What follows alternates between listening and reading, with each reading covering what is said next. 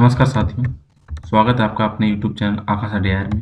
इस बेहद ही खास सेशन में बात करते हैं ऐसे टॉपिक्स के बारे में जो भी हाल-फिलहाल में चर्चा का विषय बने रहे हैं, जो न केवल आपके कॉम्पिटिटिव एग्ज़ाम के लिए आवश्यक हैं, बल्कि देश दुनिया को समझने के लिए और अपनी समझ को विकसित करने के लिए और आखिर वहाँ पे ऐसा क्यों हो रहा है, उनका डिटेल में आपको समझाने की कोशिश की जाएगी।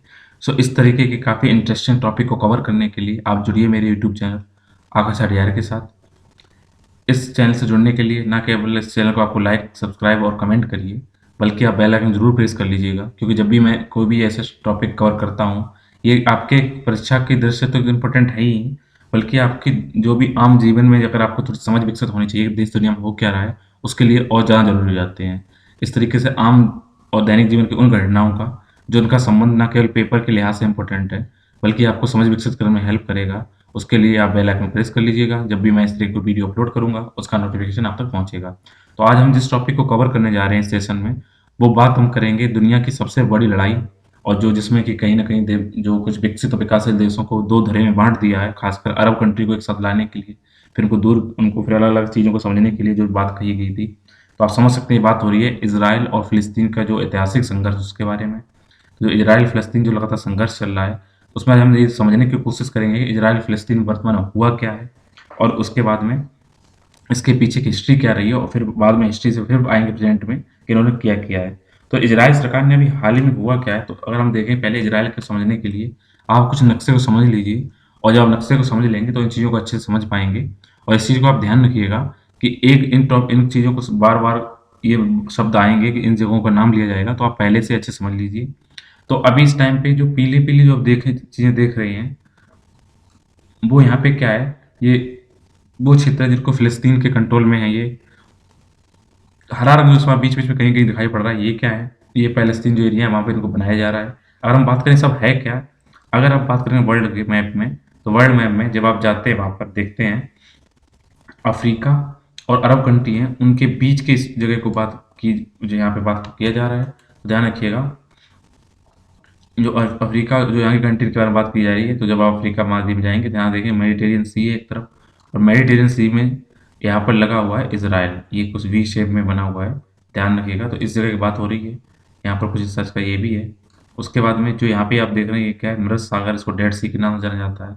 इसमें जो इम्पोर्टेंट जगह है इसी में, तो वो है वेस्ट बैंक, यरूशलेम, जिसको इंग्लिश में जेरूशलेम बोलते हैं, गाज़ा पट्टी। तो इन चीज़ों का नाम 3 याद रखिएगा। गाज़ा पट्टी, जेरूसलम और वेस्ट में इनके नाम बार-बार आएँगे। इसके अलावा जो इससे आपस में लगे हुए देश कौन से हैं? सीरिया, सऊदी अरेबिया, जॉर्डन और मिस्र। जिसमें जो 3 देश हैं, मिस्र जिसको इजिप्ट बोलते हैं, जॉर्डन और सीरिया।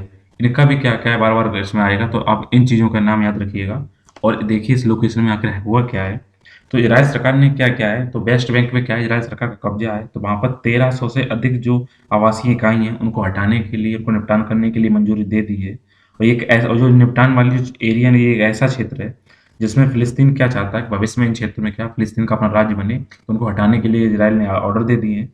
तो इस कदम से क्या होगा, जो नई सरकार आई है, उसकी वैचारिक जो उनके जो विचार हैं, उनको एक तरफ रखने और साथ ही साथ फ़िलिस्तीन के साथ तनाव को कम करने की जो उन्होंने प्लेज़ ली है, उसके अपोज़िट ही इनका कदम माना जा रहा है क्योंकि वहाँ पर फ़िलिस्तीनी लोग रह रहे हैं। अगर आप उनको वहाँ से हटा देंगे, उनकी उनकी जो आवास इकाई उनको नष्ट करने की बात कही गई है, जिससे क्या होगा, कहीं न कहीं तनाव बढ़ेगा और शांति ना होने पर वहाँ पे क्या होगी, अशांति फैल जाएगी।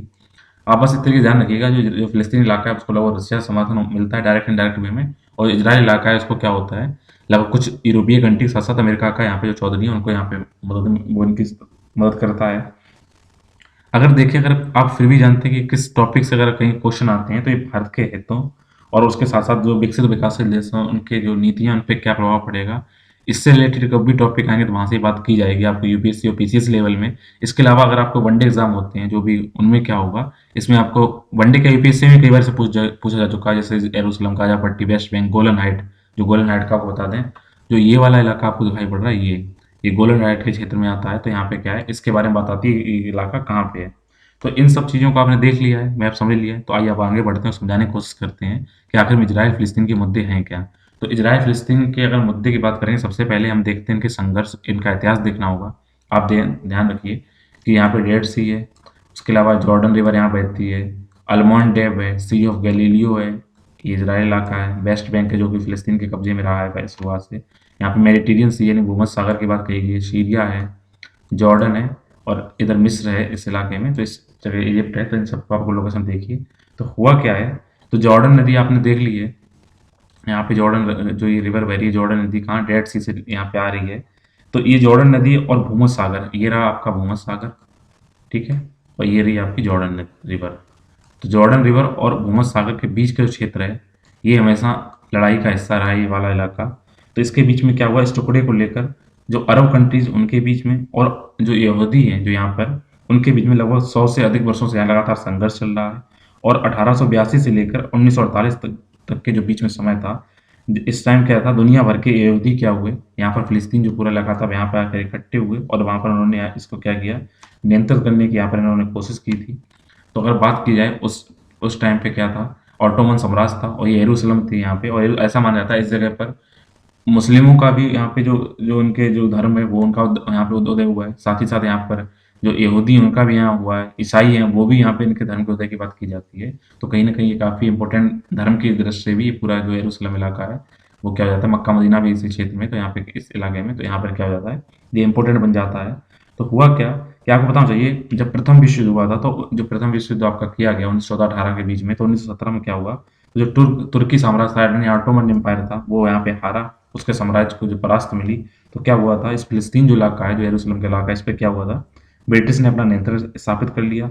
और उस टाइम पे यहाँ पे क्या था, इस नियंत्रण के टाइम पे बात की जाए, जो 1914-18 की बात की जाए, यहाँ युद्ध वगैरह हुए थे, तो यहाँ पर जो यहूदी थे वो यहाँ पे अल्पसंख्यक थे और जो अरब समुदाय था वो यहाँ पर बहुमत में निवास करता था।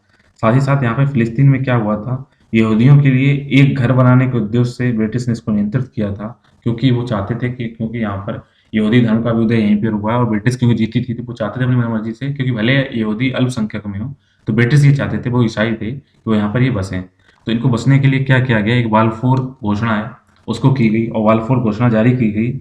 इसमें आपको बता दें, जब बाल्फोर घोषणा यहाँ पे स्थापित की गई और यहूदियों को फिलिस्तीन के इलाके में बसाने की बात की गई, जो बेसिकली जो मुस्लिम थे, अरबी लोग थे, तो उस टाइम पर भी क्या था, यहूदी यहाँ पर क्या थे, यहाँ पे अल्पसंख्यक में थे। और आपको बता दें कि जब उन पहला प्रथम विश्व युद्ध समाप्त होता है और जब यहाँ पर हिटलर कर रहा जाता है वहाँ पर जापान वगैरह में, जो यहाँ पे जो जो तानाशाही ताकतें जब आ जाती हैं, मुसोलिनी वगैरह जापान में, तो होता क्या है, यहूदियों को वहाँ से लगातार मारा गया, टारगेट किया गया, तो यहूदी सब भाग भाग के फिर क्या हुआ, पूरे वर्ल्ड के जो यहूदी थे इस फिलिस्तीन इलाके में इकट्ठा होने लगे थे। तो इस क्या हुआ, तो जब ये वाली जब बाल्फोर घोषणा की गई थी, तो आपको बताना चाहिए क्योंकि यहूदियों के लिए क्या किया जा रहा था, तो यहूदियों ने क्या किया, इसका समर्थन किया।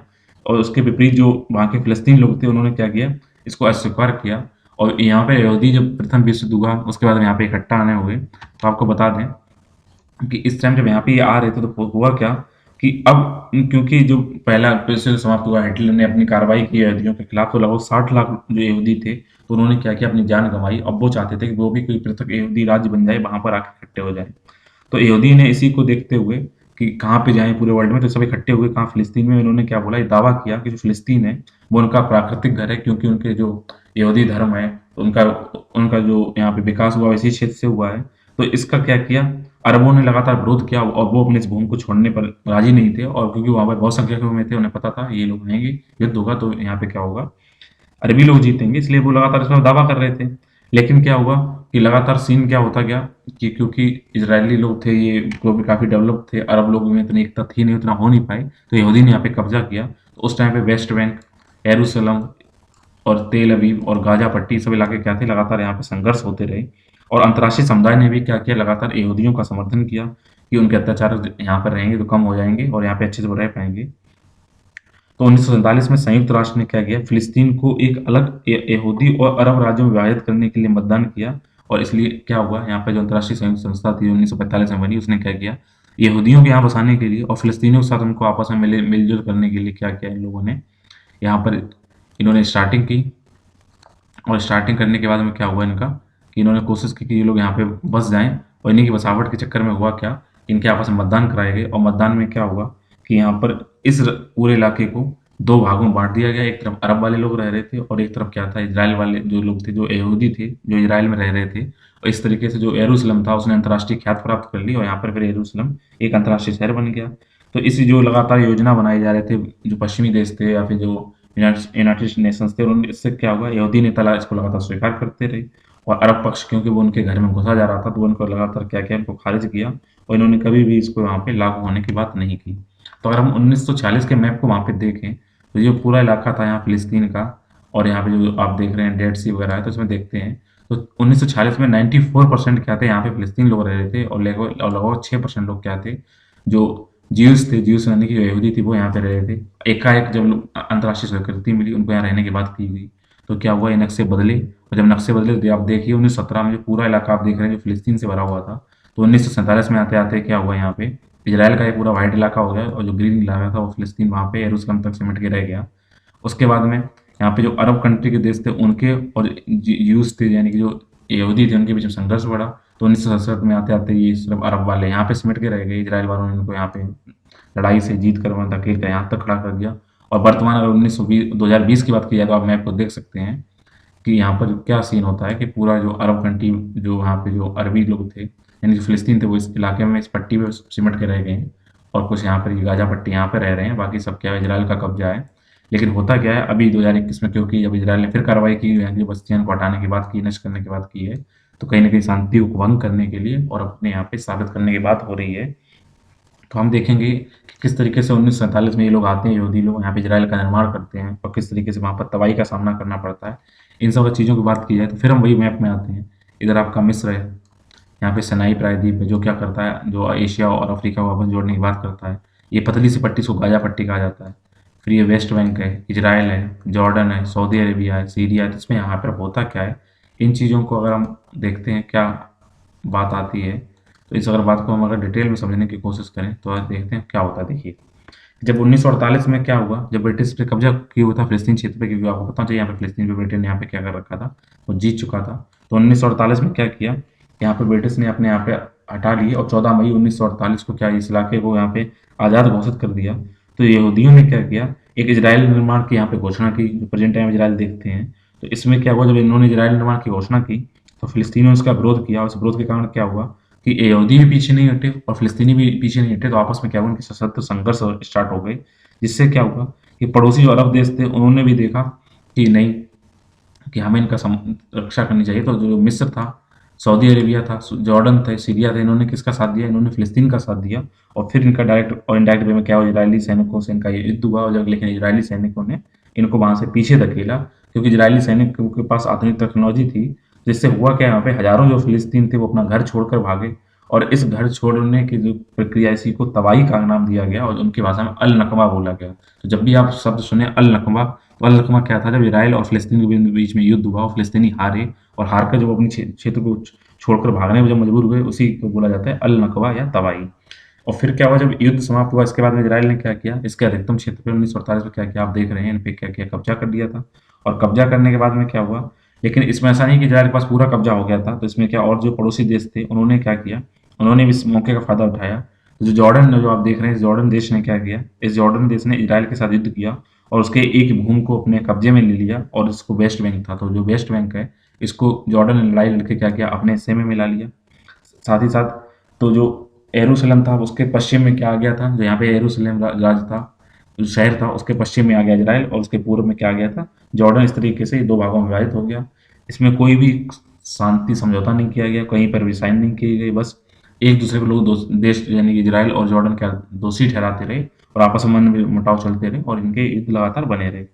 साथ ही साथ अगर बात की जाए कि अन्य देशों ने इन पे क्या किया था, तो अन्य देशों ने यहाँ पे क्या हुआ, इजिप्ट था, इन्होंने गाजा पट्टी पे कब्जा कर लिया, सीरिया था, इन्होंने गोलन हाइट पे कब्जा कर लिया। तो इस तरीके से क्या हुआ था, तो लगातार इन पे जो चीज़ें थी वो कब्जा होते गए। फिर वर्ष आता है 1967 का, और 1967 में इजराइल ने भरपूर तरीके से युद्ध किया, और उसने क्या किया, पूरे नक्शे ही बदल कर दिया। और नक्शे बदल करने के बाद क्या किया जाए, अगर आप देख रहे हैं, जो हरा कलर है, वो 1967 में इजराइल की बाउंड्री दिखाते हैं।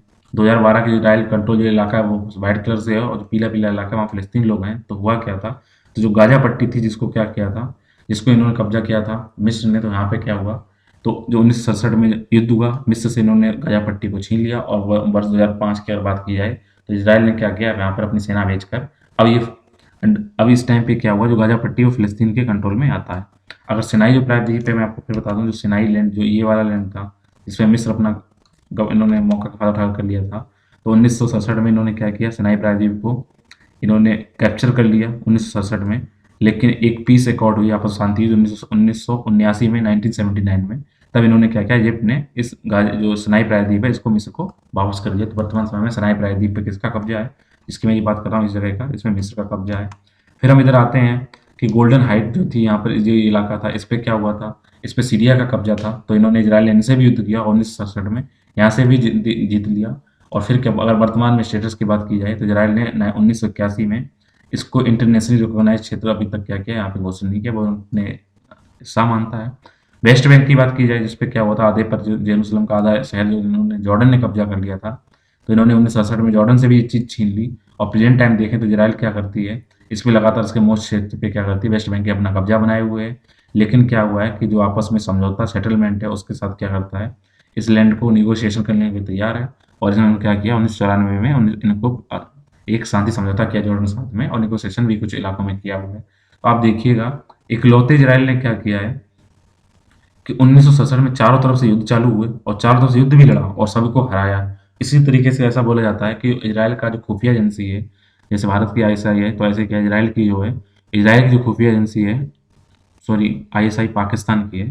तो नेशनल जो भारत की जिस हिसाब से जो इजराइल है, तो इजराइल ने क्या किया, इनकी मोसाद है, इनकी खुफिया एजेंसी। तो मोसाद को माना जाता है वर्ल्ड की सबसे ताकतवर खुफिया एजेंसी है। वो पता नहीं लगने देते हैं, वो एक एक करके लोगों को मारते हैं धीरे धीरे करके। तो इन्होंने अपने खुफिया तंत्र के माध्यम से, अपनी तकनीक के माध्यम से और एक बंजर क्षेत्र में अपने आत्मनिर्भर बनकर किसी क्षेत्र में अपने आप न केवल आत्मनिर्भर किया है, बल्कि जो पड़ोसी देश थे, जो एक अरब ब्रदरहुड की बात करें, तो उनको एक एक करके हराया, और एक साथ हराया एक ही साल के अंदर।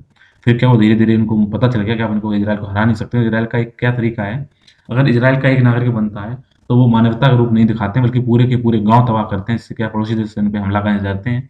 वर्तमान में ये है कि अब सभी लोग जो आपस क्षेत्र हैं, अब वो कहीं ना कहीं इजराइल से हार चुके हैं, और इजराइल के साथ अपने व्यापार संबंध बढ़ाने के लिए आराम से बात करते हैं, चर्चा करते हैं। तो अगर प्रेजेंट टाइम की अगर बात की जाए, तो जो पीला इलाका आप देख रहे हैं वो फिलिस्तीन के कंट्रोल में है, लाल इलाका देख रहे हैं जो यहाँ पे फिलिस्तीन की कुछ आबादियाँ बनाई गई हैं, और उन पे क्या हुआ है, अब लगातार से इन पे भी हटाने की बात की जा रही है। किसके द्वारा, ये बात की जा रही है यहाँ पे इजराइल के द्वारा। यहाँ पे यरूशलेम है, गाजा पट्टी का इन पे हिस्सा फिलिस्तीन का बना हुआ है, फिर मिस्र है, जॉर्डन, सीरिया, ये वर्तमान में सीन आता है। तो अभी भी क्या है, इजराइल, वेस्ट बैंक पे इजराइल का कब्जा है, जबकि गाजा पट्टी से बाहर निकल गया, गाजा पट्टी में फिलिस्तीन का कब्जा बना हुआ है। संयुक्त राष्ट्र अभी भी क्या करता है, इसको इजराइल के उसके मानता है कि ये इजराइल के ही कब्जे वाली क्षेत्र है। इसके अलावा इजराइल पूरे यरूशलेम को अपनी राजधानी के रूप में अब दावा कर रहा है। जो यरूशलेम शहर है, इजराइल बोलता है कि अब ये शहर है, ये उसकी राजधानी है। जबकि फिलिस्तीनी लोग क्या बोलते हैं कि पूरा नहीं है, बल्कि जो पूर्वी यरूशलेम है वो उनका कब्जा है। पूर्वी यरूशलेम वो चाहते हैं वो उनकी राजधानी है, पश्चिमी यरूशलेम इजराइल की राजधानी है। ये आपस में मनमुटाव है। तो अभी अगर हाल ही में देखें तो पूरी जो यरूशलेम है, पूर्वी यरूशलेम है, उसमें क्या है आप देखिएगा, एक वहाँ पे इंपॉर्टेंट जगह है, डॉम ऑफ रॉक है, जिसको टेम्पल माउंट या अल हरम अल शरीफ के नाम से जाना जाता है, और यहीं पे क्या है, अल अक्सा मस्जिद है, ठीक है। तो आप ध्यान रखिएगा। और इधर क्या, वेस्टर्न और वेलिंग वॉल है यहाँ पर, कि यहाँ ना केवल ईसाइयों की यहाँ रहन सहन है, बल्कि ज्यूज के, यहूदियों का भी है, मुस्लिम का भी है, अमेरिकी निवासी भी यहाँ पे हैं। तो बात क्या करते हैं, यहाँ पे हुआ क्या है कि आप देखिएगा, जो ये डोम ऑफ रॉक है, जिसको टेम्पल माउंट या अल हरम अल शरीफ बोला जाता है, ये यहूदियों का यहाँ पवित्र स्थान है। जबकि अल अक्सा मस्जिद क्या है, इस पे ये वो जो यहाँ पे जो पवित्र स्थान है वो किनका है, वो फिलिस्तीनियों का है, जो पूर्वी यरूशलेम के क्षेत्र में आता है। तो अभी हाल ही में इजराइल पे यहाँ पे कार्रवाई की गई थी, काफ़ी गोलाबारूदी हुई, आगजनी हुई, और फिलिस्तीन ने भी इसको अपने कब्जे करने का दावा किया था, जिससे क्या हुआ, यहाँ पे तनाव फिर बढ़ा हुआ है। तो पूर्वी यरूशलेम अल अक्सा मस्जिद के संबंध में इजराइल की कार्रवाई को अभी हाल ही में क्या महीनों में यहाँ पे तनाव बढ़ा दिया है। तो आप ध्यान रखिएगा। तो यहाँ पे वेस्ट बैंक मैंने आपको बता दिया, वेस्ट बैंक क्या है। तो वेस्ट बैंक बेसिकली है क्या, ये पश्चिमी एशिया में भूमध्य सागर तट के पास एक भूभाग वाला क्षेत्र है। ये वेस्ट बैंक जो इसकी बात की जा रही है, यहाँ पर यरूशलेम है। तो फिलिस्तीन चाहते हैं पूर्वी यरूशलेम उनकी राजधानी बने, और इजराइल वाले चाहते हैं नहीं, पूरा यरूशलेम अब उनकी राजधानी है, और इसको कहीं ना कहीं अमेरिका मान्यता भी प्रदान कर दी गई है। तो वेस्ट बैंक में पश्चिमी क्षेत्र में डेड सी है, इसके महत्वपूर्ण जो यहाँ पे है, डेड सी के तटवर्ती इलाका यहाँ पे शामिल है। तो वर्तमान में आपने देखी, तो यहाँ पर हम बात करेंगे, यहाँ पर जो विवादित बस्तियाँ हैं जो वेस्ट बैंक में, जिसको इजराइल हटाने की बात कर रहा है, तो देखते हैं विवादित बस्तियाँ हैं क्या। तो 19 मैंने पूरा आपको हिस्ट्री बता दी, तो आपको ब्रीफ करते हैं, वहाँ पे आप समझ जाएंगे। तो 1948 में क्या हुआ था, जब अरब और इजराइल के क्षेत्र में यहाँ पे युद्ध हुआ था, तो जॉर्डन द्वारा वेस्ट बैंक पर कब्जा कर लिया गया था। मैंने आपको पहले बता दिया है, जॉर्डन जो आपको देख रहे हैं, तो यहाँ पे जो देश शामिल है जॉर्डन, इसने क्या किया था, वेस्ट बैंक में यहाँ कब्जा किया। 1967 में 6 दिन का ये युद्ध चला, उसके दौरान इजराइल ने फिर वापस में वेस्ट बैंक को अपने आप छीन लिया, और तब से वेस्ट बैंक में इजराइल का कब्जा है। तो इस युद्ध के दौरान देश ने मिस्र, सीरिया और जॉर्डन को जब युद्ध हुआ था, मैंने बता दिया था कि अलग अलग जगह जो था, तो सीरिया, जॉर्डन और इजिप्ट इनके लगातार युद्ध हुए थे। तो न केवल इजराइल ने सबको हराया था, बल्कि गोल्डन हाइट है, वेस्ट बैंक है, सिनाई प्रायद्वीप है, इसको इन्होंने कब्जा कर लिया यहाँ पे। इसी वेस्ट बैंक में करीब 130 औपचारिक अब बस्तियां बनाई गई हैं इस वेस्ट बैंक के अंदर। इनका निर्माण किया गया है, जो पिछले 20 से 25 वर्षों में इतनी ही छोटी अनौपचारिक बस्तियां यहाँ पर बनी हुई हैं, यानी कि 130 फॉर्मल यहाँ पे बस्तियां बनी हैं और 130 ही अनौपचारिक बस्तियां बनी हैं। ऐसे लोग वहाँ पर रह रहे हैं। तो 4 लाख से अधिक इजरायली यहाँ पर बसने वाले, उनमें से अधिक क्या है, यहाँ पे लगभग 4 लाख से अधिक इजरायली लोग यहाँ बस रहे हैं। और ज़्यादातर क्या है, धार्मिक रूप से देखें वो यहूदी हैं, और इस भूमि पर क्या करते हैं, वो बाइबल के जन्म सिद्ध अधिकार का दावा करते हैं। उनको लगता है बाइबल के अनुसार ये उनका जन्म सिद्ध अधिकार है, तो यहाँ पे वो रहेंगे। अब लगभग यहाँ पे 26 लाख फिलिस्तीनी यहाँ पर रह रहे हैं। तो 4 लाख इस वेस्ट बैंक में यहूदी रहते हैं, जबकि 26 लाख लोग क्या रहते हैं, फिलिस्तीनी लोग रहते हैं। तो जो क्योंकि यहाँ पे मेजोरिटी आज भी यहाँ फिलिस्तीनी लोगों की है, तो अभी भी क्या है, इस क्षेत्र क्या है, वेस्ट बैंक का विवाद का हिस्सा बना हुआ है। और जो फिलिस्तीनी लोग रहते हैं उनका इनको ये उम्मीद है कि भविष्य में फिलिस्तीनियों का राज्य बनेगा और ये उनकी जगह होगी, जिससे क्या होता है, लगातार तनाव बढ़े रहते हैं। जब 1967 में इजराइल ने इस भूमि पर नियंत्रण किया था, तो उसने यहूदी लोगों को यहाँ पर अंदर आने की अनुमति दी, लेकिन फिलिस्तीनियों ने वेस्ट बैंक को अवैध रूप से फिलिस्तीनी भूमि पर कब्जा करने के विचार बताया। उन्होंने बोला कि हमारी जगह है और यहाँ पर इजरायली लोग हैं, अवैध रूप से कब्जा करते हैं। तो यहाँ पर भी वेस्ट बैंक में लगातार तनाव बना रहता है। अगर बात करें क्या कि बस्तियां जो हैं जिसको इजराइल की तरफ से ये अवैध रूप में माना जा रहा है, वो इजराइल कह रहा है कि उनका स्थान है, जो कि फिलिस्तीन कह रहे हैं कि नहीं, ये हमारा स्थान है। तो देखें क्या ये बस्तियां वाकई में अवैध हैं। तो संयुक्त राष्ट्र जो महासभा है, संयुक्त राष्ट्र सुरक्षा परिषद है और अंतर्राष्ट्रीय न्यायालय है, इन्होंने ये बोला है कि वेस्ट बैंक की जो बस्तियां हैं वो चौथे जेनेवा कन्वेंशन हुआ था, उसका उल्लंघन है। तो अगर चौथे जेनेवा कन्वेंशन की बात की जाए, तो ये 1949 में हुआ था, उसमें ये बात कही गई थी, अगर कोई भी शक्ति कहीं किसी पर हमला करती है, तो अगर उस पे कब्जा कर लेती है, तो ये अपनी नागरिक आबादी के कुछ हिस्से को अपने कब्जे वाले क्षेत्र में स्थानांतरित नहीं करेगी, वहाँ पर नहीं बसाएगी, जबकि इजराइल ने यहाँ पर उनको बसा दिया है। तो ये सब बोल रहे हैं कि ये गलत है। वहीं पर अगर 1948 के अंतर्राष्ट्रीय आपराधिक न्याय की स्थापना करने वाले रोम जो किया है, उसके तहत अगर अंतर्राष्ट्रीय आपराधिक न्याय के कानून की बात की जाए, तो इस तरह के हस्तांतरण युद्ध अपराध का गठन करते हैं, जैसे कि व्यापक विनाश और संपत्ति का विनाश करते हैं, सैन्य आवश्यकताओं से उचित नहीं और गैर कानूनी रूप से काम किए जाते हैं। तो वो भी ये कह रहे हैं कि जो वेस्ट बैंक में जो फिलिस्तीनी इलाका है, पूर्वी यरूशलेम इलाका है, वो अवैध बस्तियां नहीं है, यहाँ पे इनको बसे रहने देना चाहिए। यही लगातार वहाँ पे क्या होता है, आपस में मनमुटाव के बने हुए। तो अब आप ये निर्णय करना होगा, है कायदा में दिया कि वहाँ से घर से भगाया गया, ये बात ठीक है, यहूदियों के साथ गलत हुआ था, लेकिन कहीं ना कहीं क्या, अगर उनके साथ गलत हुआ है तो उन्होंने ऐसा नहीं कर सकते आप दूसरे देश का कब्जा कर लेंगे। अगर चलो वो हाथ जो भी हुआ, आप इतिहास छोड़िए, वर्तमान की बात करें तो आधे आधे क्षेत्र में रहिए, तो फिलिस्तीनी भी लोग रह पाएँ, इजरायली लोग रह पाएँ, लेकिन इजरायली क्योंकि इजराइल इस टाइम लगातार पावरफुल कंट्रीज है, वहाँ पे टेक्नोलॉजी काफ़ी हाई है, उनकी जो सिक्योरिटी, बॉर्डर सिक्योरिटी सिस्टम, वो तो हमने भी लिया है, 5 लेयर सिस्टम हम भी चाहते हैं कि वो उन्होंने हमें दिया है, जिससे हम अपने जो पड़ोसी देशों के साथ क्या करें, सिक्योरिटी की जो स्ट्रक्चर्स को, बेसिक स्ट्रक्चर को अच्छे से बना पाएँ। तो इजराइल को हरा तो नहीं पाएंगे, लेकिन ऐसा नहीं, अगर इजराइल किसी से नहीं हारेगा तो सब पे अवैध कब्जा करेगा। तो इजराइल की बात सोचनी चाहिए और शांतिपूर्ण सह अस्तित्व की भावना वो दिखानी चाहिए, और चाहिए उसे कि वो अच्छे से यहाँ पे रहें, सभी लोग मिलजुल के रहें। अगर हम देखें कि जो वर्तमान स्थिति को देखें, तो लगभग 67 कंट्री हैं, वो क्या करती हैं, फिलिस्तीन के अभी भी उनको मानती हैं, वो फिलिस्तीन का इलाका है। लेकिन जबकि आप देखिए, जितना भी उत्तरी अमेरिका का क्षेत्र, ज़्यादातर वो इलाका, और जितने भी विकसित देश, यूरोपीय देश हैं, वो क्या कर रहे हैं, लगातार क्या कर रहे हैं, या वो मानते हैं कि जो यहाँ पे जो कब्जा है फिलिस्तीन इजराइल का, वो लीगल है, ऐसी बात की जा रही है। तो ये निर्णय आप पे छोड़ दिया जाता है कि आप बताइए कि इनके साथ गलत हुआ या सही हुआ। और कमेंट बॉक्स में लिखिए कि आखिर में किसको कौन सी जगह मिलनी चाहिए, या फिर उस दोनों मिलजुल के रहें। अगर आप बौद्ध की धरती से आते हैं, तो मैं उम्मीद करता हूँ कि आप मध्यम मार्ग अपनाएंगे, क्योंकि जो हुआ उसको आप सुधार नहीं सकते हैं, लेकिन जो वहाँ पे जो लोग रह रहे हैं वो हट भी नहीं सकते हैं। तो उनके बीच में क्या निर्णय लिए जाए, ऐसे आप बताइए और देखिए, आप अपने हिसाब से सोचिए कि आखिर में क्या किया जाना चाहिए। तो उम्मीद करता हूँ कि जो इजराइल और फिलिस्तीन का विवाद है, उसका इतिहास क्या रहा है, वर्तमान तक उन्होंने क्या सामने फेस किया है, क्या घटनाएं घटी और वर्तमान में क्या होना चाहिए, ये आपको अच्छे समझ में आ गया होगा। अब आप इस स्थिति में होंगे, आप खुद का निर्णय ले पाएँ कि क्या सही है, क्या गलत है। इसी उम्मीद के साथ मैं आपको इसी टॉपिक को, इस सेशन को यहाँ पे कंप्लीट करता हूँ। जुड़े रहिए मेरे यूट्यूब चैनल आकांक्षा अध्याय के साथ। मिलेंगे एक नए टॉपिक में, एक नए काफ़ी दिलचस्प और रोचक तथ्यों के साथ, और आपकी समझ को और भी विकसित करने के लिए और आपके लॉजिक को और क्लियर करने की कोशिश करेंगे। तब तक के लिए थैंक यू, धन्यवाद।